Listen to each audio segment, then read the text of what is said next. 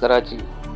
फैज़ मोहम्मद शेख ने एडमिनिस्ट्रेटर बल्दिया किमाड़ी का चार्ज संभाल लिया। इस मौके पर म्युनिसिपल कमिश्नर किमाड़ी मोहम्मद असलम काजी और अफसरान मुलाजमीन ने एडमिनिस्ट्रेटर का चार्ज संभालने पर मुबारकबाद दी। एडमिनिस्ट्रेटर ने म्युनिसिपल कमिश्नर व मुलाजमीन से मीटिंग के दौरान गुफ्तगू करते हुए कहा कि महकमा मौसमियात की जानिब से बरसात के लिए जो पेशगोई की जा रही हैं, बल्दिया किमाड़ी की हुदूद में मौजूद तमाम नदी नालों की सफाई के जारी कामों की रफ्तार को मज़ीद तेज़ करने के साथ साथ नदी नालों से निकले जाने वाला कचरे और मलबे को फौरी तौर पर ठिकाने लगाने के लिए तमाम तर दस्तियाब वसाइल को बहरहाल लाया जाए, ताकि दौरान बरसात आवाम को किसी भी हंगामी सूरत से महफूज रखा जा सके। बल्दिया किमाड़ी में रहने वालों को बल्दियाती वसाइल की बेहतर अंदाज में फराहमी हमारी इज्तिमाई जिम्मेदारी है।